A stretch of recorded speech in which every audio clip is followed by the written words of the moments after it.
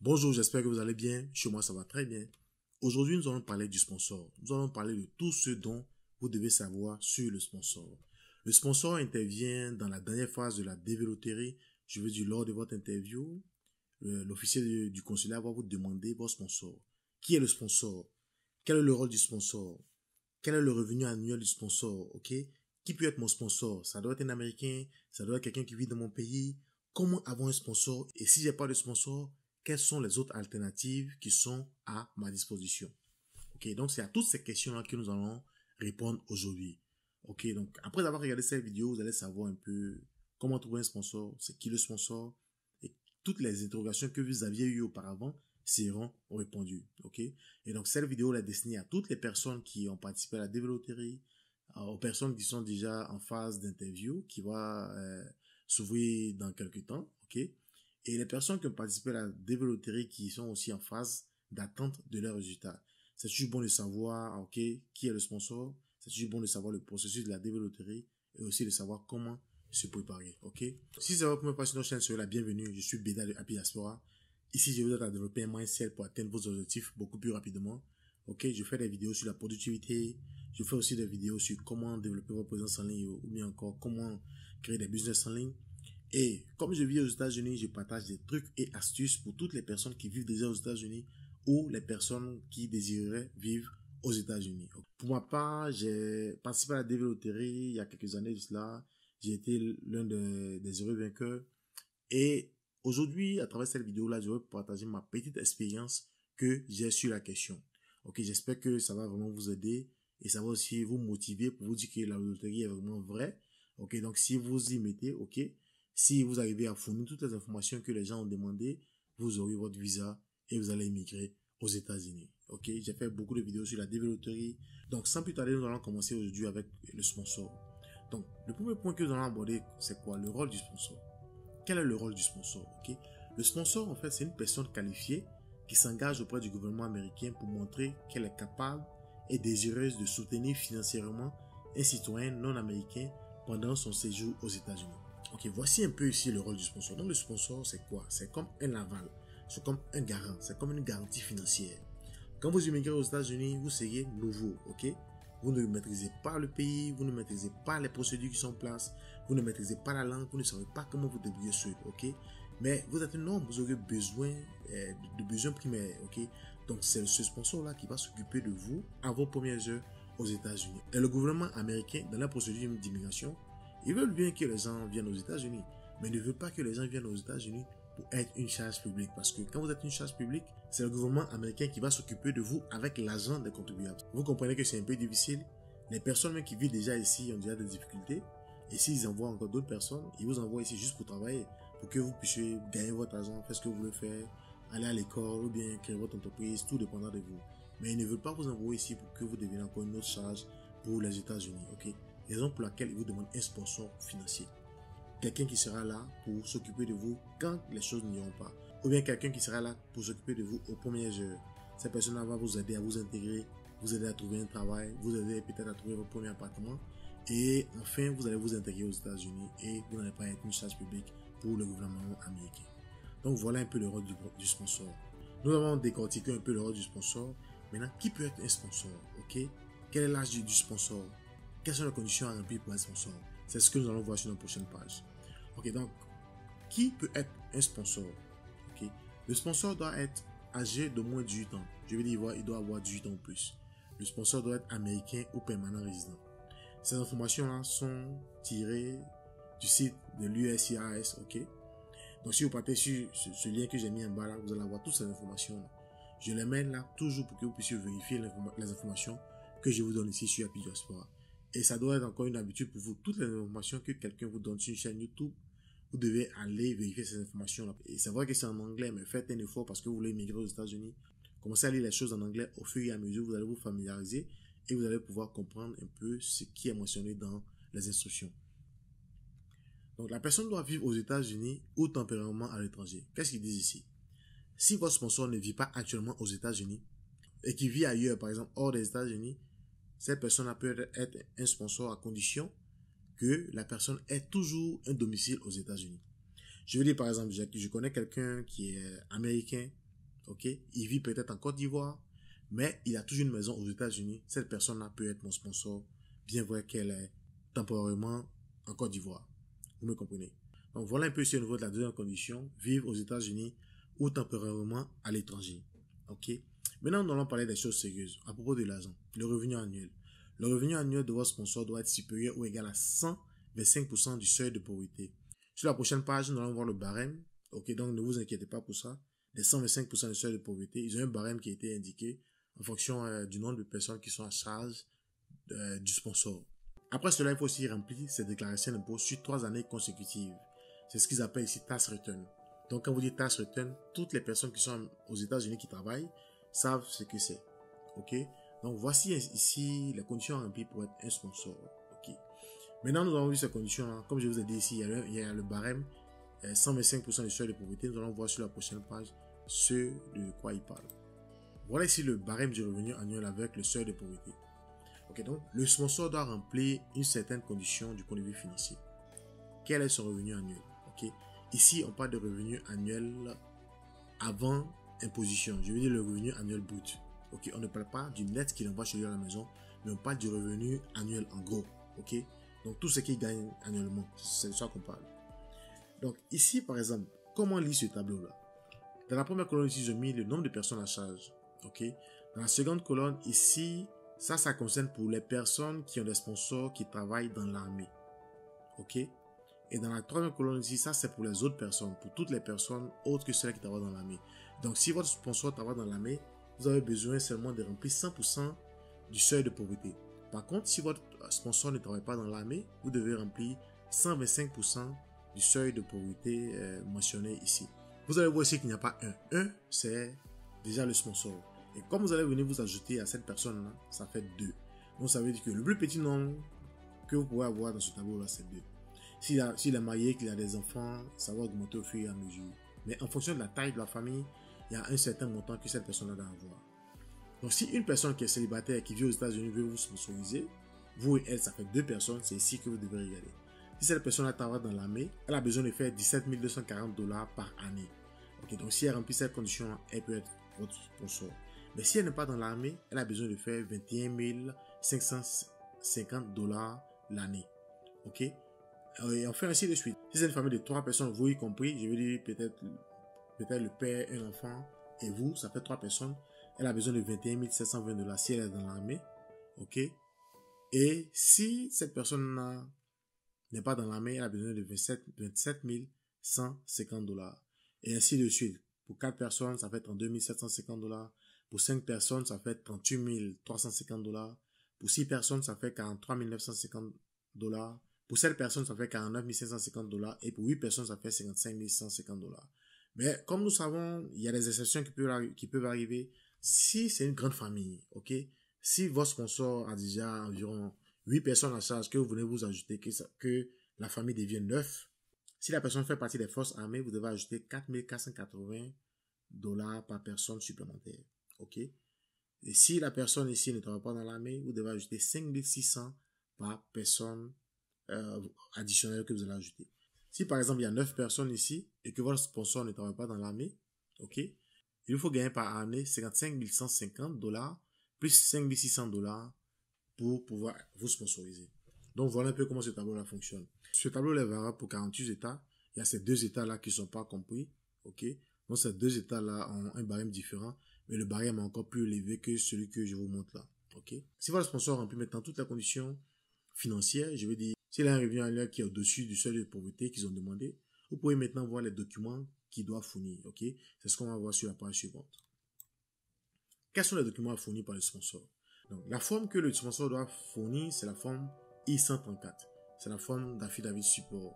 Il y a 2 types d'affidavit support ici, ok? Il y a la forme I-864, ok? Et puis la forme I-134. Mais c'est cette forme-là qui est demandée pour les applicants de la DV Loterie.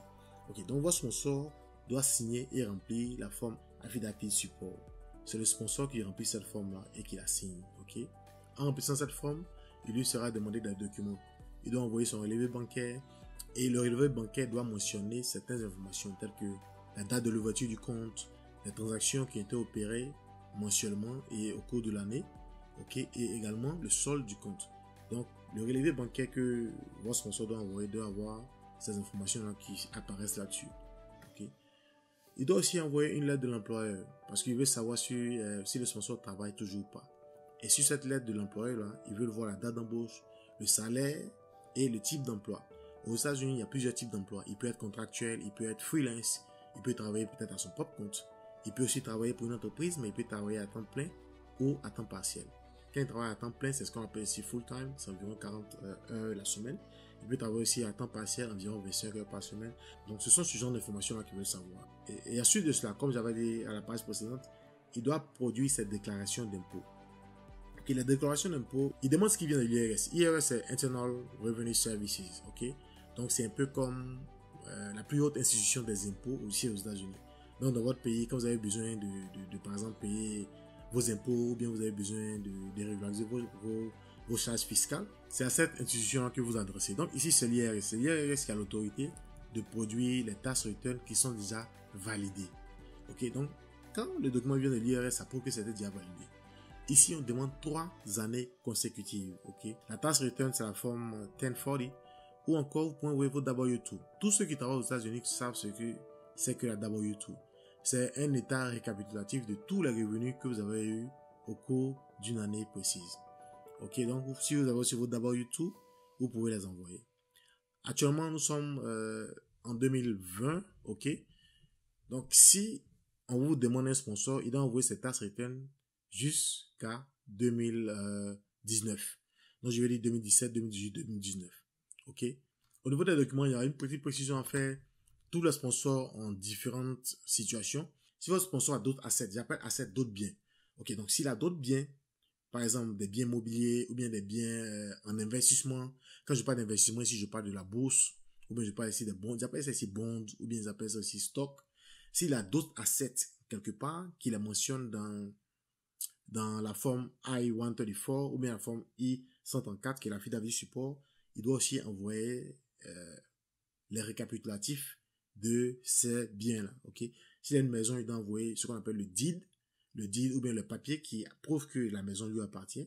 Et s'il a des stocks ou bien encore des bons, il doit envoyer tous les statements. Les statements, c'est en fait des relevés, les relevés de ces biens-là. Il doit les joindre à la forme I-134 qui va soumettre au consulat qui va faire votre interview. Ok, donc voici cette petite précision-là. Voilà, maintenant on sait qui est le sponsor, on sait qui est son rôle, on sait qui est le sponsor, on sait combien le sponsor doit gagner par an, et puis on sait maintenant les documents que le sponsor doit fournir. Le plus gros problème de nous les devises, surtout nos frères qui sont en Afrique, c'est de savoir comment trouver un sponsor. Vous êtes en Afrique, vous avez gagné la loterie, vous ne connaissez personne aux États-Unis, vous ne savez pas comment trouver un sponsor. Ok, on va parler de ça maintenant. Comment trouver un sponsor, ou bien comment avoir un sponsor? Vous pouvez voir ici vos parents. Ok, vous demandez à vos parents, père, mère, je parle ici de votre famille proche. Toutes les personnes qui sont dans votre famille. C'est vrai qu'en Afrique, quand on doit aller à l'étranger, on ne divulgue pas l'information pour beaucoup de raisons que nous savons. Mais vous n'avez pas le choix ici. Vous devez parler à quelqu'un. Vous ne connaissez personne aux États-Unis. Peut-être que vos parents connaissent des gens qui vivent déjà aux États-Unis. Ils peuvent vous aider en ce sens-là. Et laissez-moi vous dire que ici, la meilleure manière d'avoir un sponsor, c'est par recommandation. Vous avez vu que la personne doit envoyer son relevé bancaire, il doit envoyer où il travaille, il doit vous dire combien il gagne par année. Donc, c'est difficile de donner vos informations personnelles à quelqu'un que vous ne connaissez pas. Ok? C'est vrai que le sponsor peut envoyer directement les informations à l'ambassade des États-Unis où vous allez faire votre interview, mais il faut toujours qu'il y ait une certaine confiance parce que quand vous allez venir aux États-Unis, vous allez dépendre de cette personne-là. Cette personne-là sera garant de vous pendant que vous êtes aux États-Unis. Donc, il veut savoir si la personne a de bonnes moralités. Il veut savoir s'il peut avoir confiance en cette personne-là avant de s'engager financièrement vis-à-vis de vous et du gouvernement américain. Ok, donc vous pouvez aussi regarder vos organisations professionnelles. Si vous travaillez, vous pouvez regarder par exemple, si vous êtes comptable, vous pouvez voir l'association des comptables de votre pays. Si vous ne travaillez pas encore, que vous avez eu le bac, vous pouvez voir dans votre école, est-ce qu'il y a des personnes que vous connaissez qui sont déjà parties aux États-Unis? Est-ce que dans l'association des anciens élèves, il y a certaines qui vivent aux États-Unis? Vous pouvez vérifier ici. Vous pouvez aussi voir vos amis et connaissances dans votre quartier, les personnes que vous connaissez. Ok? Est-ce qu'il y a quelqu'un qui a un parent qui vit aux États-Unis? Juste demandez. Si vous ne demandez pas, vous ne pouvez pas savoir. Ok? Si vous avez demandé, il y a deux réponses. On peut vous dire oui ou on peut vous dire non. Mais demandez. Ok? Vous pouvez aussi voir les membres de votre communauté. Quand je parle de communauté ici, je parle de communauté religieuse. Si vous partez à l'église, vous pouvez voir les gens de votre communauté religieuse. Si par exemple vous faites partie d'un club d'anglais, vous pouvez voir les gens de votre communauté à ce niveau-là. Si vous faites partie d'un club de fitness, je veux dire par exemple, si vous avez un groupe où vous partez faire des exercices physiques, peut-être chaque dimanche, ou même vous participez au sport chaque dimanche, vous pouvez voir les personnes de cette communauté-là. Ils peuvent toujours vous aider. Vous ne savez jamais d'où le sponsor peut venir. Moi, j'ai mon ami qui vit aux États-Unis. Ok, donc c'est elle qui m'a aidé à avoir un sponsor. Ok, donc je me suis situé ici là à meilleure connaissance. Donc, essayez de voir partout où vous pouvez avoir un sponsor. J'ai mis ici Etcetera parce qu'il y a beaucoup de méthodes pour avoir un sponsor. Il n'y a pas une méthode fixe. Ok, ça c'était la méthode directe. Maintenant, il y a la méthode indirecte. La méthode indirecte, c'est aujourd'hui, c'est que nous avons les réseaux sociaux. Vous pouvez voir ici sur LinkedIn. Si vous ne connaissez pas LinkedIn, LinkedIn c'est aussi une plateforme sociale. Donc, si sur LinkedIn, c'est pour des relations professionnelles. Si vous êtes par exemple informaticien, vous pouvez aller sur LinkedIn, ok, trouver des informaticiens par exemple de votre pays qui vivent déjà aux États-Unis, et puis vous pouvez commencer à échanger avec ces personnes-là, ok. Vous leur faites une demande d'amis, même chose que sur Facebook et sur les autres plateformes. Et donc, il y a LinkedIn, il y a Facebook, il y a le groupe WhatsApp. Il y a beaucoup de personnes qui sont là, qui sont prêtes à aider. Sur Facebook également, vous pouvez voir, sur Facebook, si vous avez fréquenté dans une école, vous pouvez voir les personnes qui ont fréquenté dans votre école qui vivent à l'extérieur. Par exemple, aux États-Unis, ça peut se voir sur le compte Facebook. Quand vous partez dans le groupe WhatsApp, quand vous échangez, faites attention, ne vous faites pas arnaquer. Il y a beaucoup de personnes qui vont vouloir vous prendre l'argent pour vous sponsoriser. Ouvrez bien les yeux, ok? Ne donnez pas votre argent à n'importe qui. Et donc, vous avez toutes les plateformes digitales qui sont là, ok? Vous pouvez les utiliser à bon escient. Quand vous partez faire vos recherches, essayez toujours de trouver un lien. Par exemple, votre ancienne école, votre ancien boulot, votre profession, le sport que vous aimez. Essayez de trouver un lien. Parce que c'est ce lien-là qui va vous aider à établir le contact avec la personne que vous allez croiser. Même si vous ne vous connaissez pas, au moins, vous pouvez établir le lien. Ok, donc voilà un peu comment avoir un sponsor avec la méthode directe puis la méthode indirecte. Si vous avez d'autres méthodes que vous connaissez, que j'ai omises ici, mettez-les en commentaire. Vous allez faire bénéficier à toute la communauté. Et jusque-là, si vous aimez ce que vous écoutez, mettez un like et puis aussi n'oubliez pas de vous abonner sur Happy Diaspora. C'est vrai que vous voulez venir aux États-Unis, mais avoir le visa, c'est seulement le départ. Happy Diaspora vous sera vraiment utile quand vous allez arriver aux États-Unis. Parce qu'il y a beaucoup de choses qu'on compte partager ici sur votre intégration aux États-Unis. Vous n'allez pas passer par les mêmes péripéties que nous avons vécues quand nous sommes arrivés. Ok, donc on continue. Maintenant, si vous avez utilisé toutes ces méthodes-là et puis vous n'avez pas de sponsor, qu'est-ce que vous faites?